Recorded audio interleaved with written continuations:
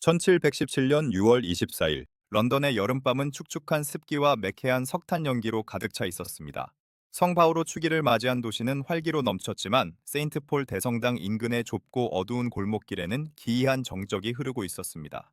거위와 석소회라는 이름의 작은 선술집 앞 누군가 은밀하게 문을 두드렸습니다. 안에서 조심스럽게 문이 열리자 정장을 차려입은 신사들이 하나둘씩 어둠 속으로 사라졌습니다. 그들의 손에는 가죽으로 된 낡은 앞치마가 들려 있었고 가슴팍에는 작은 컴퍼스와 직각자 문양이 새겨진 배지가 희미하게 빛나고 있었습니다. 선술집 2층의 밀실로 올라가는 계단은 삐걱거리는 소리를 내며 긴장감을 더했습니다. 방 안은 수십 개의 촛불이 일렁이며 벽면에 거대한 그림자를 만들어내고 있었습니다. 공기 중에는 낡은 종이 냄새와 오래된 목재의 향, 그리고 알 수 없는 비장함이 감돌았습니다. 창밖으로는 런던의 소음이 멀게만 느껴졌고 오직 방 안에 모인 이들의 거친 숨소리만이 고요를 깨뜨리고 있었습니다. 마침내 한 사내가 단상 앞에 서서 묵직한 망치를 내려쳤습니다. 둔탁한 타격음이 방 전체를 울리자 세계 역사를 뒤흔들 비밀스러운 조직, 현대 프리메이슨의 모체인 그랜드 로지가 세상에 그 첫 발을 내디뎠습니다. 하지만 이들의 뿌리는 이보다 훨씬 더 깊은 과거, 먼지 날리는 중세의 건설 현장으로 거슬러 올라갑니다. 12세기 유럽의 대지는 거대한 변화의 소용돌이 속에 있었습니다. 하늘을 찌를 듯한 첨탑과 화려한 스테인드 글라스로 장식된 고딕 양식의 대성당들이 곳곳에서 솟아오르고 있었습니다. 당시 사람들에게 이 거대한 돌의 건축물은 신의 영광을 지상에 구현한 기적이었습니다. 하지만 이 기적을 실제로 빚어낸 이들은 이름 없는 석공들이었습니다. 그들은 무거운 정과 망치를 들고 평생을 차가운 돌과 씨름하며 보냈습니다. 어느 이른 새벽, 프랑스 중부의 한 성당 건설 현장을 상상해 보십시오. 아직 안개가 차에 거치지 않은 시간, 차가운 돌을 깎는 금속성이 정적을 깨웁니다. 석공의 손은 굳은 살로 가득했고 손톱 밑에는 항상 돌가루가 박혀 있었습니다. 그들은 거친 가죽 앞치마를 두르고 가슴에는 자신들의 신분을 증명하는 도구를 품고 있었습니다. 당시 석공들은 단순한 노동자가 아니었습니다. 복잡한 기하학을 이해하고 거대한 하중을 견뎌낼 구조를 설계할 줄 아는 당대 최고의 지식인이자 기술자였습니다.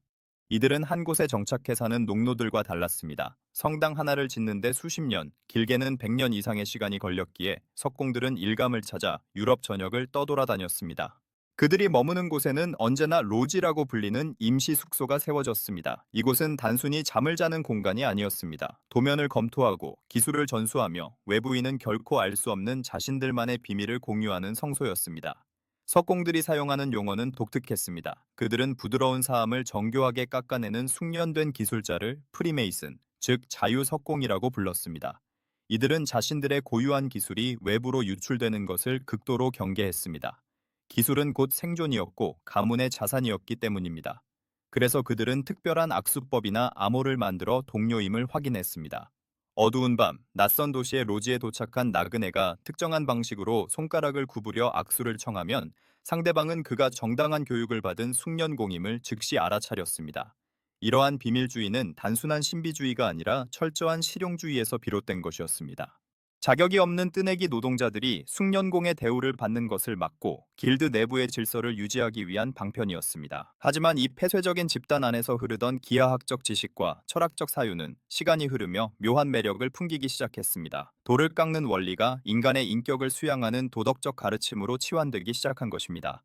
거친 원석을 깎아 매끄러운 정육면체를 만드는 과정은 다듬어지지 않은 인간의 영혼을 완벽한 존재로 갈고 닦는 과정과 맞닿아 있었습니다.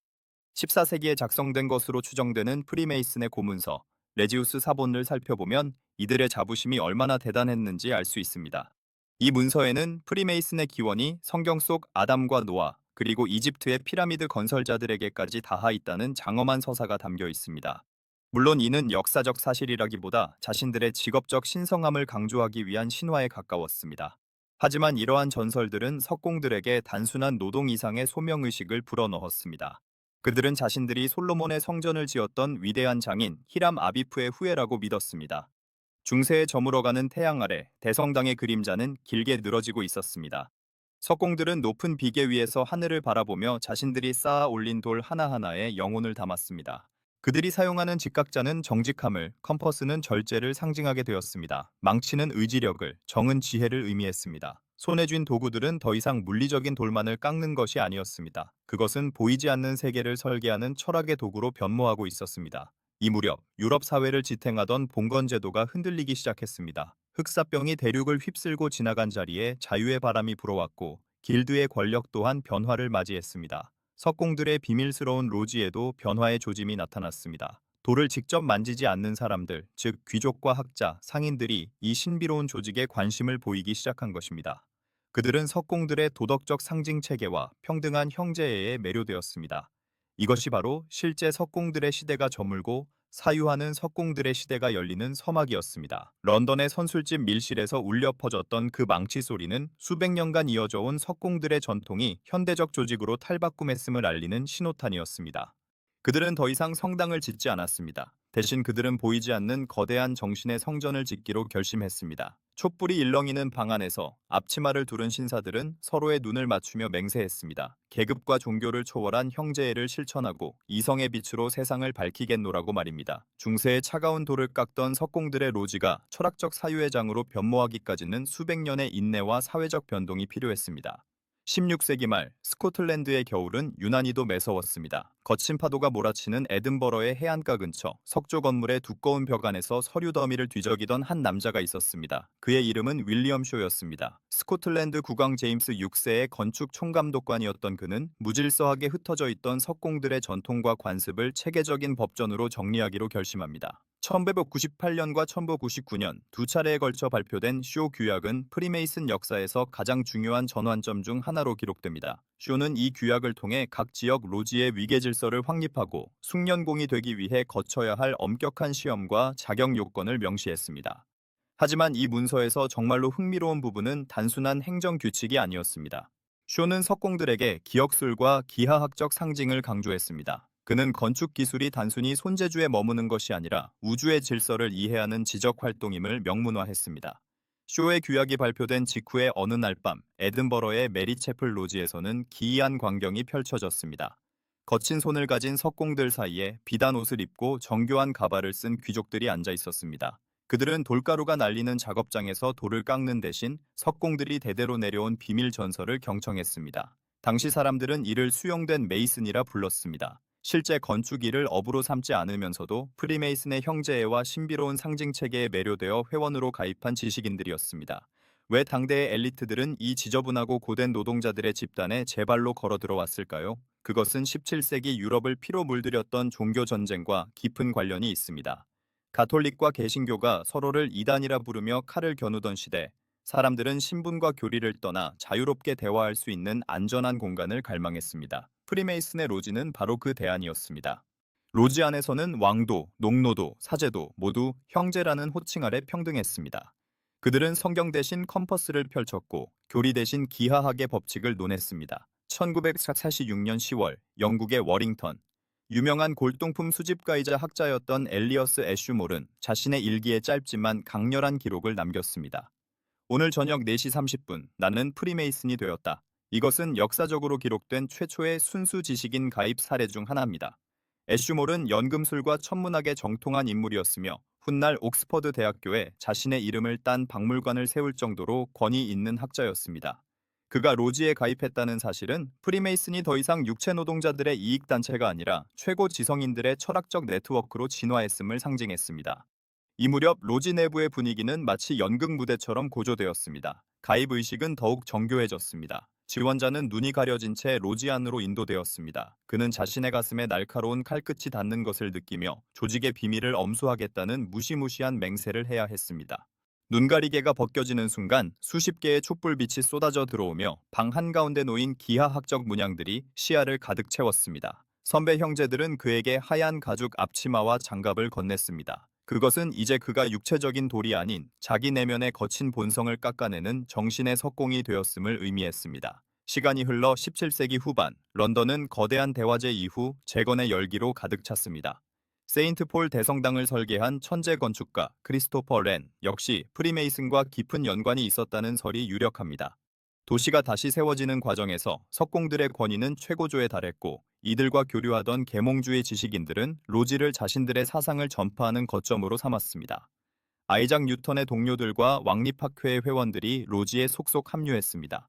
그들은 우주를 하나의 거대한 기계로 보았고 하느님을 우주의 위대한 건축가라고 불렀습니다. 이제 로지는 단순히 석공들의 숙소가 아니라 유럽의 지성적 지형을 바꾸는 비밀 발전소가 되었습니다. 런던의 거리는 활기로 넘쳐났고 사람들은 커피하우스에 모여 새로운 시대의 도래를 논했습니다. 하지만 커피하우스에서의 대화는 늘 정부의 감시를 피해야 했습니다. 반면 로지는 철저한 비밀이 보장되는 공간이었습니다. 이곳에서 신사들은 절대 왕정의 부조리를 비판하고 합리주의와 관용의 가치를 심었습니다. 하지만 조직이 비대해지면서 부작용도 생겨났습니다. 각 지역의 로지들은 제각각의 의식과 운영 방식을 가지고 있었고 이는 종종 혼란을 야기했습니다. 특히 18세기 초반 영국의 정치적 불안은 로지들에게 구심점을 요구했습니다. 하노버 왕조를 지지하는 세력과 스튜어트 왕조의 보기를 꿈꾸는 세력 사이에서 프리메이슨 역시 선택의 기로에 섰습니다. 이러한 혼돈을 잠재우고 프리메이슨을 하나의 거대한 체계로 묶었을 강력한 조직의 필요성이 대두되었습니다. 마침내 1777년 서두에서 언급했던 그 운명의 여름밤이 찾아왔습니다. 런던의 4개 로지, 즉 거위와 석소회, 왕관, 사과나무, 컵과 잔치, 로지의 대표들이 한자리에 모였습니다. 그들은 개별적으로 운영되던 로지들을 통합하여 잉글랜드 그랜드 로지를 설립하기로 합의했습니다. 이것은 전설과 구전으로만 전해지던 석공들의 전통이 현대적 의미의 비밀 결사로 박제되는 순간이었습니다. 그들은 앤서니 세이어를 초대 그랜드 마스터로 선출했습니다. 이 대통합 이후 프리메이슨은 폭발적인 속도로 팽창하기 시작했습니다. 1723년 장로교 목사였던 제임스 앤더슨은 그랜드 로지의 의뢰를 받아 프리메이슨 헌장을 편찬했습니다. 이 책은 프리메이슨의 역사와 규칙, 의무를 집대성한 경전과도 같았습니다. 앤더슨은 헌장에서 놀라운 선언을 합니다. 메이슨은 종교나 종파에 상관없이 모든 선량하고 정직한 사람들을 형제로 받아들인다. 이 문구는 당시 종교적 도그마에 갇혀 있던 유럽 사회에 투척된 신선한 충격이었습니다. 하지만 이 눈부신 성장의 이면에는 서서히 불길한 그림자가 드리우고 있었습니다. 비밀스러운 의식과 강력한 네트워크, 그리고 종교를 초월한 가르침은 교회의 권위를 위협하는 요소로 비춰졌습니다. 광장에 모인 군중 사이에서는 프리메이슨이 어둠 속에서 악마를 숭배한다거나 왕관을 뒤엎으려 한다는 흉흉한 소문이 돌기 시작했습니다. 중세의 정직한 석공들이 가졌던 그 순수한 앞치마는 이제 음모와 혁명의 상징으로 비춰지기 시작한 것입니다.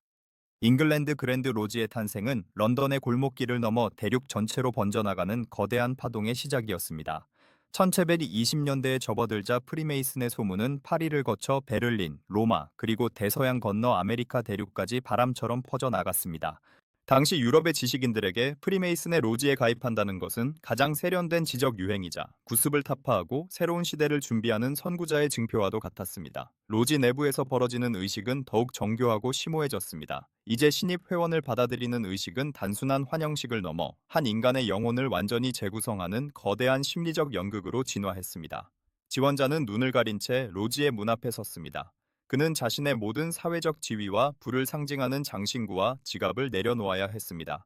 로지의 문을 두드리는 3번의 육중한 타격음이 울려 퍼지면 안쪽에서 나지막한 목소리가 들려왔습니다. 그곳에 누가 있는가? 어둠 속에서 빛을 찾는 자입니다. 이 대답은 프리메이슨이 추구하는 근본적인 목표, 즉 계몽의 핵심을 관통하고 있었습니다.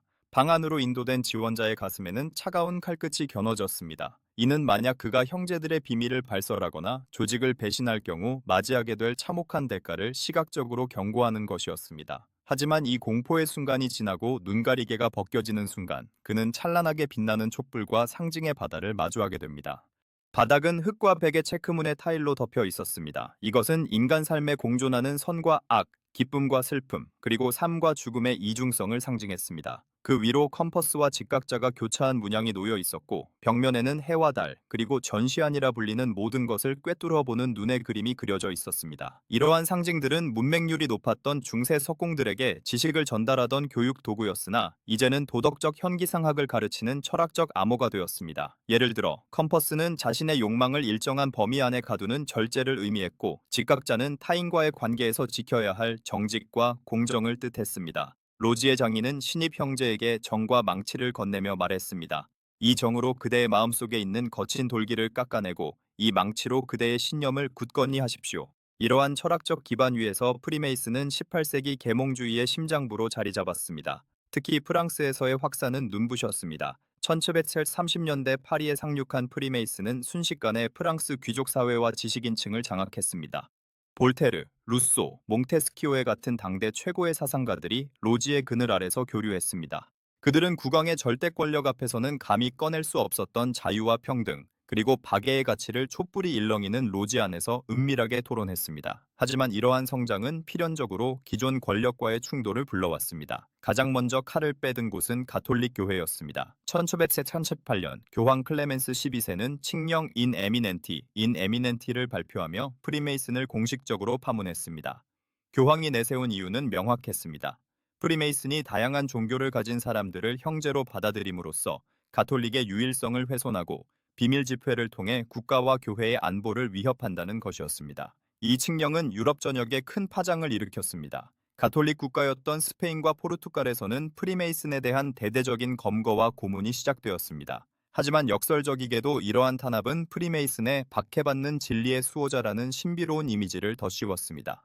지식인들은 교회의 검열을 피해 더욱 깊은 지하로 숨어들었고 그들의 결속력은 오히려 강해졌습니다. 이제 로지는 단순한 사교 모임을 넘어 낡은 체제에 저항하는 보이지 않는 요새가 되어가고 있었습니다. 한편 바다 건너 신대륙 아메리카에서도 프리메이슨의 씨앗이 싹트고 있었습니다. 영국에서 건너온 이민자들 사이에는 숙련된 석공들과 그들의 로지 전통이 포함되어 있었습니다. 1730년대 초 펜실베이니아와 매사추세츠에 최초의 로지들이 세워졌습니다. 그중 한 명의 젊은 인쇄업자가 프리메이슨에 깊이 매료되었습니다. 그의 이름은 벤자민 프랭클린이었습니다. 그는 1734년 앤더슨의 헌장을 아메리카에서 최초로 인쇄하며 프리메이슨의 사상을 전파하는 전도사 역할을 자처했습니다. 프랭클린에게 프리메이슨은 단순한 조직 그 이상이었습니다. 그것은 계급이 존재하지 않는 새로운 사회의 축소판이었습니다. 그는 로지 안에서 닦은 인맥과 철학을 바탕으로 미국 독립의 기초를 닦기 시작했습니다. 훗날 미국 건국의 아버지라 불리는 인물들, 조지 워싱턴, 폴 리비어, 존 행콕 등 수많은 주역들이 프리메이슨의 앞치마를 두르고 로지에서 형제애를 다졌습니다. 보스턴 항구에 차가운 바닷바람이 불던 1773년 12월의 어느 밤을 떠올려 보십시오. 자유의 아들들이라 불리는 사내들이 인디언으로 변장한 채 영국배에 올라 차 상자를 바다로 던졌습니다. 보스턴 차 사건으로 기록된 이 혁명의 도화선 뒤에는 성 안드레 로지 소속의 메이슨들이 있었다는 사실은 오늘날까지도 역사의 흥미로운 대목으로 남아 있습니다. 그들은 로지에서 배운 조직력과 비밀 유지 능력을 바탕으로 대영 제국이라는 거대한 바위에 정을 내리치기 시작한 것입니다. 전쟁의 기운이 감돌던 1775년 조지 워싱턴은 대륙군 총사령관으로 임명된 후에도 로지 활동을 멈추지 않았습니다. 그는 전장에서도 이동식 로지를 운영하며 장교들의 사기를 진작시키고 결속력을 다졌습니다. 워싱턴에게 직각자는 군대의 기관기였고 컴퍼스는 지휘관으로서 지켜야 할 도덕적 경계였습니다. 1773년 미국 국회의사당에 정초석을 놓는 기념식에서 워싱턴 대통령이 직접 프리메이슨의 예복과 앞치마를 착용하고 은쟁반 위에 흙을 바르던 모습은 한나라의 탄생과 프리메이슨의 정신이 얼마나 깊게 유착되어 있는지를 보여주는 상징적인 장면이었습니다. 하지만 신대륙의 희망찬 행보와 달리 구대륙 유럽의 프리메이슨은 더욱 처절한 음모론의 소용돌이에 휘말리고 있었습니다. 1789년 프랑스 대혁명의 불길이 파리를 집어삼키자 사람들은 경악했습니다. 왕의 목이 잘리고 신분제가 붕괴하는 전대미문의 사태 앞에서 보수적인 귀족들과 교회는 이 모든 비극의 배후로 프리메이슨을 지목했습니다. 비밀의 방에서 모의한 석공들이 제국의 기둥을 무너뜨렸다는 주장이 힘을 얻기 시작한 것입니다. 특히 아베 바류엘 같은 사제들은 프리메이슨이 일루미나티와 결탁하여 전 세계의 종교와 정부를 전복하려 한다는 구체적인 음모론을 유포했습니다.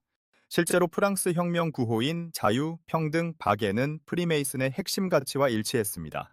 많은 혁명 지도자들이 로지 출신이었던 것도 사실입니다. 그러나 프리메이슨이 조직적으로 혁명을 기획했다는 증거는 어디에도 없었습니다. 오히려 로지 안에는 혁명에 반대하는 온건파와 귀족들도 다수 포함되어 있었습니다. 하지만 대중의 공포는 이성적인 판단보다 빨랐습니다. 이때부터 프리메이슨은 그림자 정부, 세계의 지배자라는 무거운 악명을 짊어지게 되었습니다. 중세에 먼지 쌓인 건설 현장에서 시작된 정소리는 이제 제국의 심장부를 울리는 혁명의 고동소리로 변해 있었습니다. 돌을 깎던 도구들은 세상을 설계하는 철학의 도구가 되었고 이름 없는 석공들의 비밀은 역사를 움직이는 거대한 에너지가 되었습니다. 하지만 빛이 강할수록 그림자도 짙어지는 법입니다. 세계적인 조직으로 거듭난 프리메이슨 앞에는 그들이 쌓아 올린 상징만큼이나 견고한 오해와 탄압의 벽이 기다리고 있었습니다. 18세기 말 유럽을 휩쓴 혁명의 불꽃은 프리메이슨에게 영광인 동시에 거대한 저주가 되었습니다.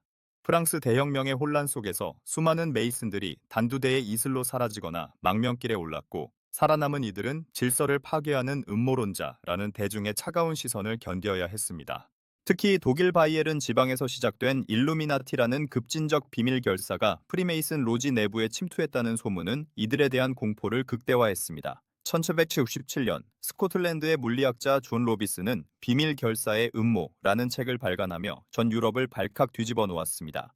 그는 프리메이슨이 전 세계의 종교를 말살하고 기존 정부를 전복하기 위해 수십 년 전부터 치밀한 계획을 세웠다고 주장했습니다.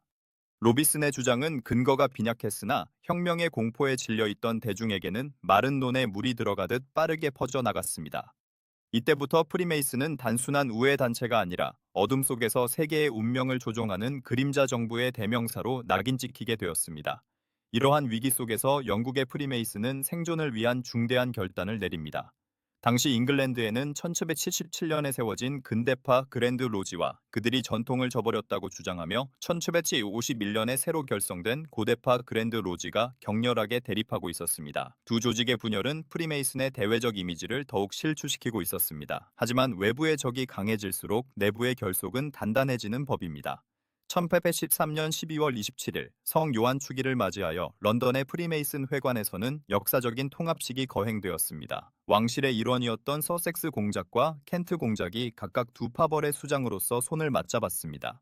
이로써 잉글랜드 연합 그랜드 로지가 탄생했습니다. 그들은 정치적 논쟁을 로지 내부로 들여오는 것을 엄격히 금지하고 충성스러운 시민으로서의 의무를 강조하는 새로운 헌장을 채택했습니다. 이는 급진적 혁명 세력과의 성읍기이자 조직을 보존하기 위한 고육지책이었습니다. 하지만 대서양 건너 미국에서는 또 다른 형태의 폭풍이 휘몰아치고 있었습니다. 1826년 뉴욕주 프리메이슨의 비밀을 폭로하려던 윌리엄 모건이라는 사내가 의문의 실종을 당하는 사건이 발생했습니다. 분노한 대중은 프리메이슨이 사법부를 장악해 사건을 은폐하고 있다고 믿었습니다.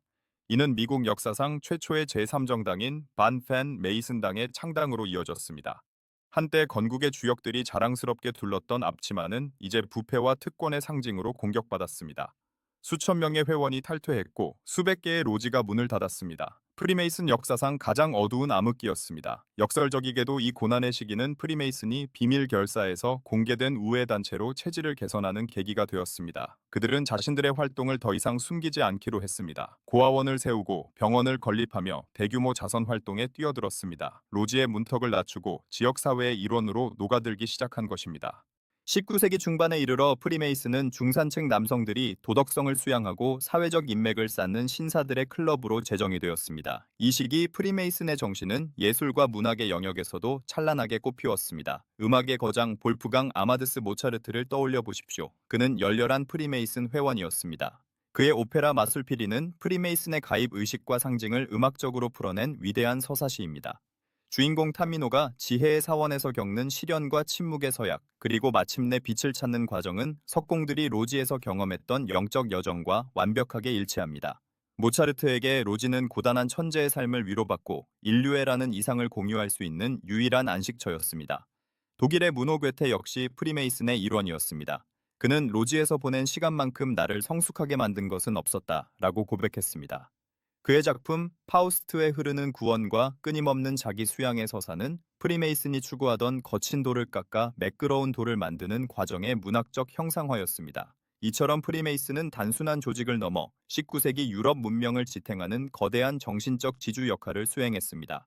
하지만 제국의 시대가 도래하자 프리메이슨은 또 다른 도전에 직면했습니다. 영국의 식민지 확장을 따라 프리메이슨 역시 인도로, 아프리카로, 동아시아로 뻗어나갔습니다. 거대한 대영 제국의 깃발 아래 로지들이 세워졌습니다. 하지만 이 과정에서 프리메이슨의 핵심 가치인 박애는 종종 인종주의와 제국주의의 장벽에 부딪혔습니다. 인도에서는 카스트 제도와 영국인들의 특권의식이 로지 내에서도 충돌했습니다. 그럼에도 불구하고 로지는 인도의 지식인들이 서구의 합리주의 사상을 접하고 평등의 가치를 실천하는 기이한 해방구가 되기도 했습니다. 19세기 말 프리메이슨은 정점에 도달한 듯 보였습니다. 전 세계에 수백만 명의 회원을 보유했고 각국의 왕족과 정치가, 예술가들이 그들의 명단에 이름을 올렸습니다. 그러나 평화의 시대는 길지 않았습니다. 20세기의 광풍, 전례 없는 거대한 전쟁의 그림자가 다가오고 있었습니다. 그리고 그 그림자 속에는 프리메이슨을 절멸시켜야 할 해악으로 규정한 사상 유례 없는 폭군들이 기다리고 있었습니다. 중세의 정직한 석공들이 남긴 정과 망치는 이제 세월의 풍파를 견디며 검게 변했습니다. 하지만 그들이 추구했던 빛은 여전히 로지의 재단 위에서 타오르고 있었습니다. 음모론의 화살과 대중의 오해 속에서도 그들은 자신들이 쌓아 올린 상징의 성전이 무너지지 않기를 기도했습니다. 그러나 다가올 세기는 그들이 겪어온 그 어떤 박해보다 잔혹하고 조직적인 파괴를 예고하고 있었습니다. 20세기의 서막이 올랐을 때 프리메이슨은 유례없는 전성기를 누리고 있었습니다.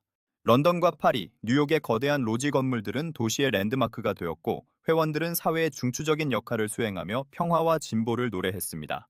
하지만 그 평화는 제1차 세계대전이라는 참혹한 포화 속에서 산산조각 났습니다. 참호 속에서 서로에게 총을 겨누던 병사들 중에는 같은 프리메이슨 형제들이 부지기수였습니다. 밤이 깊어 전투가 잠시 멈춘 시간, 적군 로지의 회원님을 알리는 비밀 신호를 보낸 병사들이 서로를 돕거나 시신을 거두어 주었다는 기적 같은 일화들이 전선 곳곳에서 들려왔습니다. 하지만 전쟁의 잔혹함은 그들의 형제애보다 훨씬 거대했습니다. 전쟁이 끝난 후 유럽을 뒤덮은 것은 희망이 아닌 냉소와 광기였습니다. 경제 대공황과 사회적 혼란 속에서 대중은 자신들의 불행을 탓할 희생양을 찾기 시작했습니다. 이때 등장한 것이 바로 파시즘과 나치즘이었습니다. 아돌프 히틀러는 그에 져서 나의 투쟁에서 프리메이슨을 유대인과 결탁하여 독일을 파멸시키려는 평화주의적 마비 도구라고 비난했습니다. 그에게 프리메이슨의 관용과 형제에는 강인한 민족 정신을 갉아먹는 독소에 불과했습니다. 1943년 나치가 정권을 잡자마자 독일 전역의 로지에는 피바람이 불었습니다. 게슈타포 대원들이 장화를 신은 발로 신성한 로지의 문을 박차고 들어왔습니다.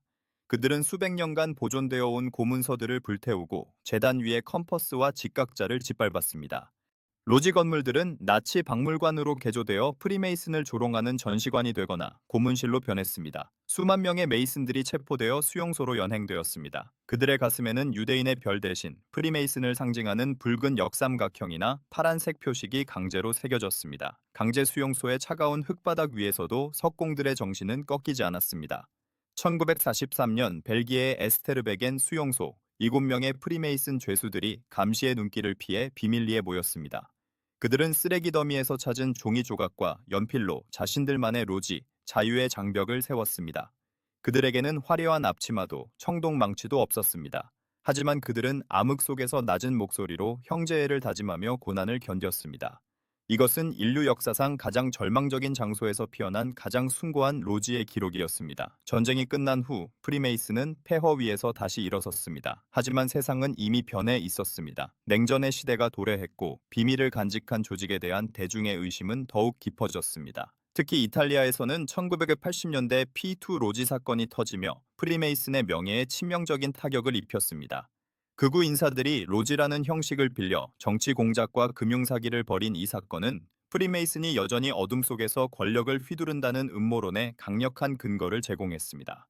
정통 프리메이슨 지부들은 즉각 그들을 파문하고 선을 그었지만 한번 실추된 이미지를 회복하기란 쉽지 않았습니다. 오늘날의 프리메이슨은 더 이상 세상을 바꾸려는 혁명가들의 소굴도 비밀스러운 음모의 온상도 아닙니다. 그들은 비밀 결사가 아닌 비밀을 가진 결사라고 자신들을 정의합니다. 전 세계 약 600만 명의 회원들은 매년 수조 원에 달하는 자선 기금을 모으고 병원과 학교를 운영하며 사회봉사에 전념하고 있습니다. 런던의 퀸스웨이에 위치한 그랜드 로지 본부는 이제 관광객들에게 문을 활짝 열고 자신들의 역사와 유물을 공개하고 있습니다. 하지만 로지 안에서 행해지는 그 본질적인 의식만큼은 수백 년 전과 다름없이 엄숙하게 지켜지고 있습니다. 아직도 신입 회원은 눈을 가린 채 문을 두드리고 직각자 앞에서 정직을 맹세하며 자신의 내면을 깎아내는 무형의 석공이 되기를 약속합니다. 디지털과 인공지능이 지배하는 21세기에도 그들이 낡은 가죽 앞치마를 두르고 정과 망치의 상징을 붙드는 이유는 무엇일까요? 그것은 인간의 본성은 돌처럼 거칠고 다듬어지지 않았기에 누구나 평생에 걸쳐 자신을 갈고 닦아야 한다는 보편적인 진리 때문일 것입니다. 중세의 석공들이 돌을 깎아 대성당을 올렸듯 현대의 메이슨들은 자신들의 인격을 깎아 보이지 않는 인류의 성전을 짓고 있는 셈입니다. 그들이 공유하는 악수법이나 암호는 이제 정보를 숨기기 위한 수단이 아니라 서로가 같은 가치를 공유하고 있다는 믿음의 끈이 되었습니다. 먼지 날리는 12세기의 건설 현장에서 시작된 그 작은 망치 소리는 수많은 전쟁과 혁명, 탄압과 오해의 세월을 뚫고 오늘날까지 이어져 오고 있습니다. 프리메이슨의 역사는 단순한 조직의 기록이 아닙니다. 그것은 이성의 빛으로 어둠을 밝히고자 했던 인간의 갈망이자 신분과 종교의 벽을 넘어 형제가 되고자 했던 불가능한 꿈에 관한 서사시입니다. 밤하늘의 별을 바라보며 기하학을 연구하던 고대 석공들의 시선은 이제 현대인의 가슴 속에 깃든 도덕적 나침반으로 남아 있습니다. 음모론의 자극적인 이야기에 가려진 진짜 진실은 결국 우리 모두가 각자의 인생이라는 건축물을 짓고 있는 이름 없는 석공들이라는 사실일지도 모릅니다. 정직한 직각과 절제된 컴퍼스의 궤적을 따라 당신은 오늘 어떤 돌을 깎고 계십니까? 수백 년 전 런던의 선술집에서 울려 퍼졌던 그 망치 소리가 지금 이 순간 역사의 밤을 건너 당신의 귓가에 조용히 메아리치고 있습니다. 프리메이슨의 역사를 단순히 연대기로만 살피는 것은 이 거대한 조직의 껍데기만 훑는 것과 같습니다.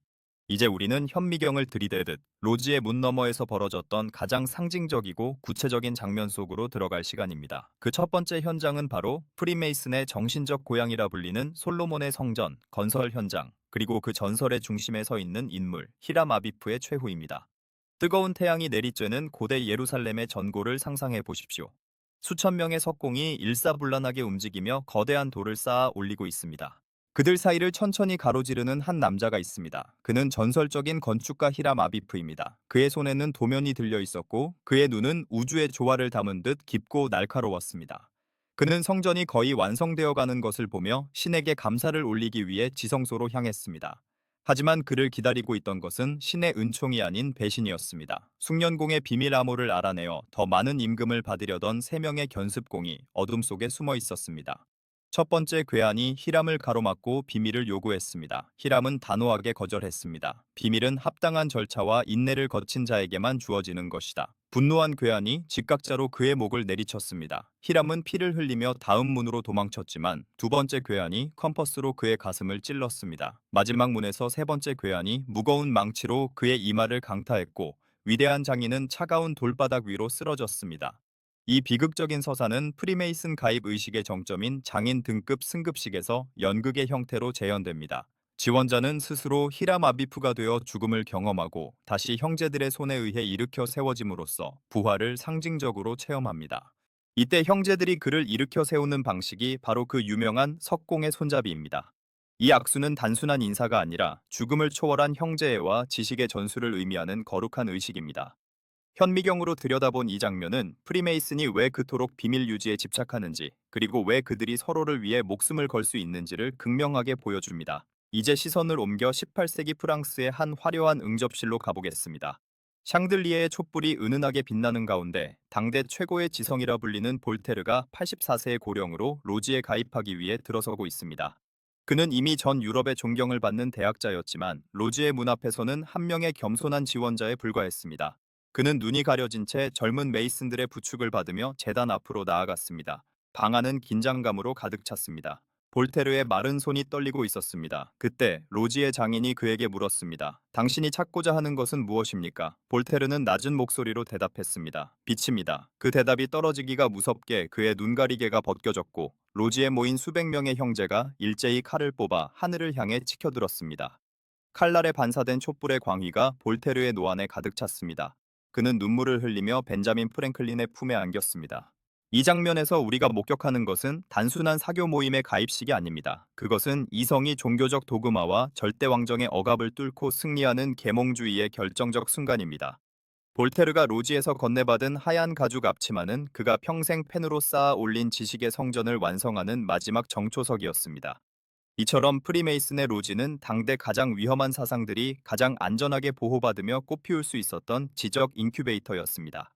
다시 장면을 전환하여 미국 독립전쟁이 한창이던 1770년대의 거친 막사안을 들여다봅시다.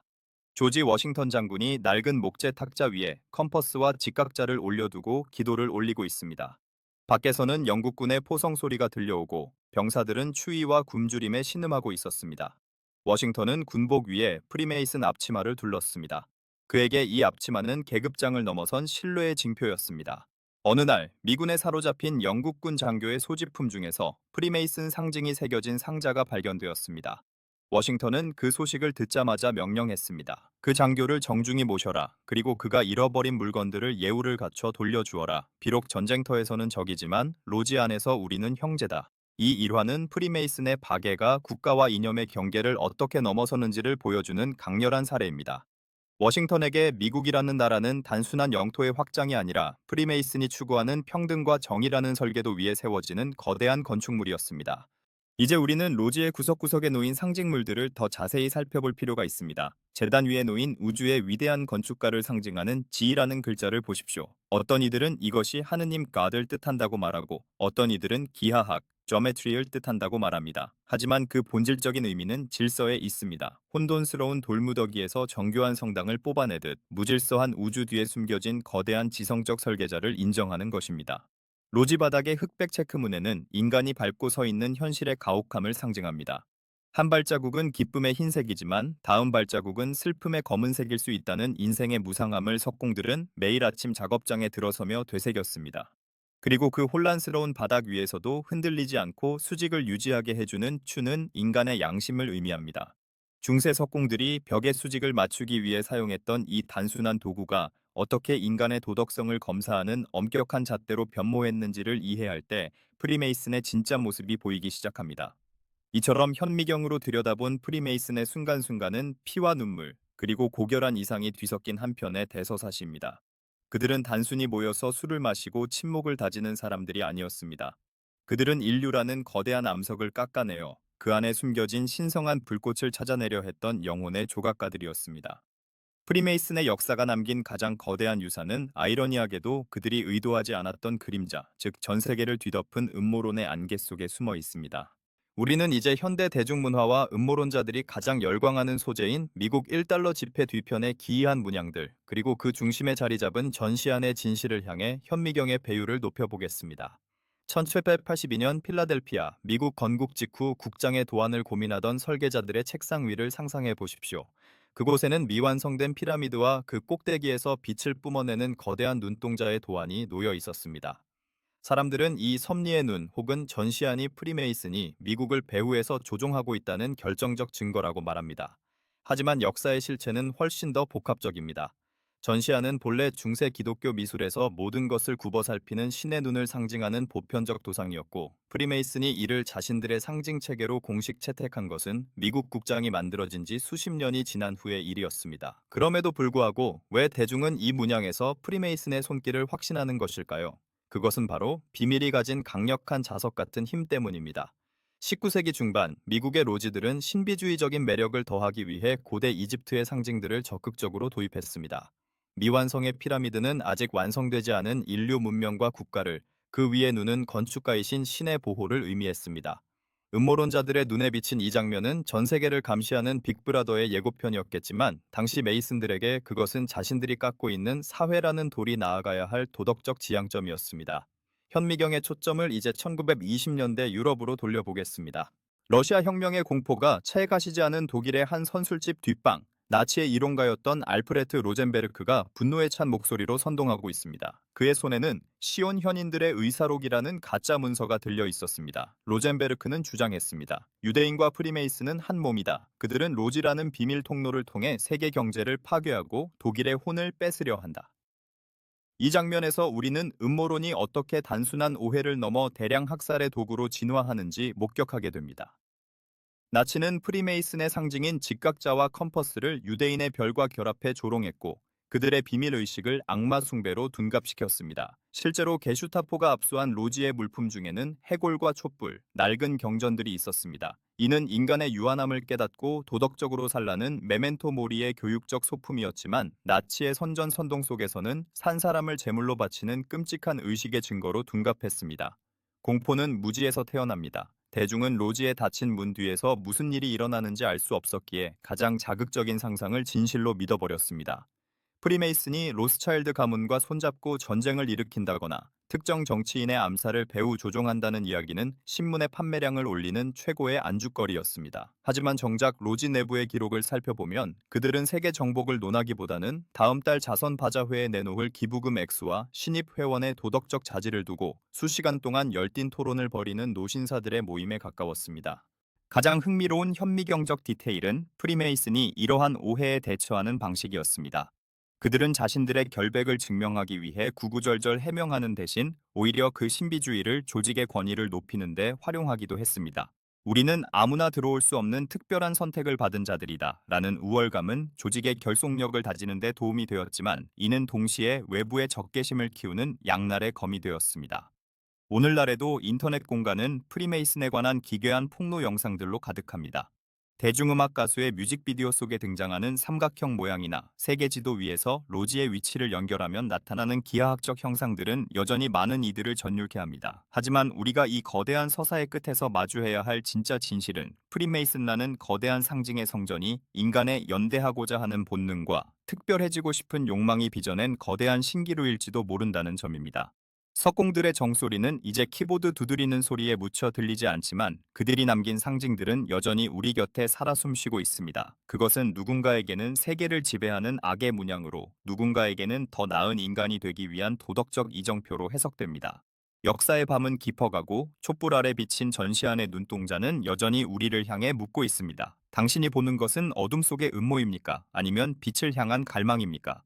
중세의 거친 돌더미에서 시작되어 현대의 거대한 지적 네트워크에 이르기까지, 프리메이슨이 걸어온 길은 인류가 스스로를 문명화하기 위해 투쟁해온 시간의 궤적과 일치합니다. 이제 우리는 60분간의 긴 여정을 마무리하며 촛불이 꺼진 뒤에도 우리 곁에 남아있는 역사의 메아리를 들어보려 합니다. 프리메이슨의 대서사는 결국 미완성에 관한 이야기입니다. 그들이 1달러 지폐 뒤에 새겨둔 피라미드는 꼭대기가 잘려나간 채 비어 있습니다. 그것은 인류라는 거대한 건축물이 결코 완성될 수 없으며 세대와 세대를 이어 끊임없이 깎고 다듬어야 하는 영원한 진행형의 과업임을 의미합니다. 중세의 석공들이 성당에 초석을 놓으며 자신의 생애 안에 그 끝을 보지 못할 것임을 알았으면서도 묵묵히 정지를 멈추지 않았던 것처럼, 프리메이슨의 정신 또한 결과가 아닌 그 과정의 숭고함에 뿌리를 두고 있습니다. 오늘날 프리메이슨은 과거의 혁명적 기운이나 신비로운 지배력 대신 고요한 전통의 수호자로 남았습니다. 영국의 낡은 로지 회관을 지나가는 행인들은 그 안에서 무슨 일이 벌어지는지 알지 못합니다. 하지만 그 육중한 문 안에서는 여전히 수백 년 전의 언어로 서로의 안부를 묻고, 인류의 보편적 가치인 자유와 평등, 그리고 박애를 되새기는 의식이 반복되고 있습니다. 디지털 문명이 모든 것을 투명하게 노출하고 속도를 강요하는 시대에, 이들이 고수하는 느린 비밀과 대면의 형제에는 오히려 그 자체로 하나의 저항처럼 느껴지기도 합니다. 우리는 이 긴 시간 동안 프리메이슨이라는 거대한 상징의 숲을 지나왔습니다. 누군가는 그 속에서 세상을 조종하는 검은 손의 흔적을 찾으려 했을 것이고, 누군가는 도덕적 완성을 꿈꾸는 성자들의 발자취를 보았을 것입니다. 하지만 역사가 우리에게 들려주는 진짜 목소리는 그보다 훨씬 인간적입니다. 프리메이슨의 역사는 차별과 억압이 당연시되던 시대에 신분과 종교를 초월해 형제라 부를 수 있는 단 한 사람을 찾고자 했던 평범한 인간들의 간절한 연대기입니다.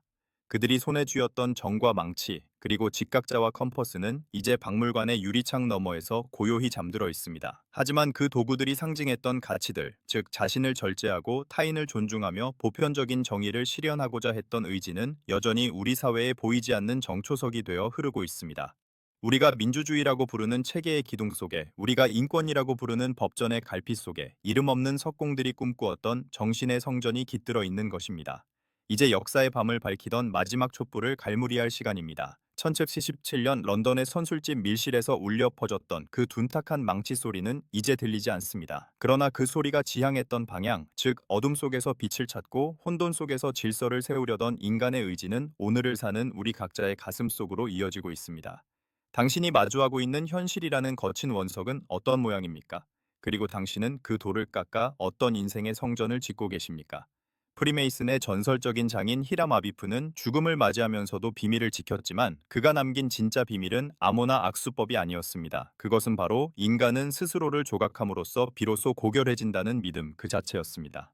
차가운 돌가루가 날리던 중세의 공사 현장부터 계몽의 불꽃이 튀던 18세기의 로지, 그리고 음모와 오해의 파도를 견뎌온 오늘날에 이르기까지, 프리메이슨이 빚어낸 역사의 굴곡은 결국 우리 모두의 자화상입니다. 우리는 모두 각자의 로지에서 각자의 도구를 들고 내일이라는 보이지 않는 성벽을 쌓아 올리는 석공들입니다. 길었던 탐험을 마칩니다. 낡은 가죽 앞치마를 벗어두고 로지의 문을 나서는 순간, 밤하늘에 떠있는 별들이 기하학적인 궤적을 그리며 빛나고 있을 것입니다. 그 찬란한 질서 속에서 당신만의 빛을 찾으시길 바랍니다. 정과 망치가 빚어낸 이 신비로운 연대기가 당신의 마음속에 작은 정초석 하나로 남기를 기원합니다. 지금까지 역사의 밤이었습니다.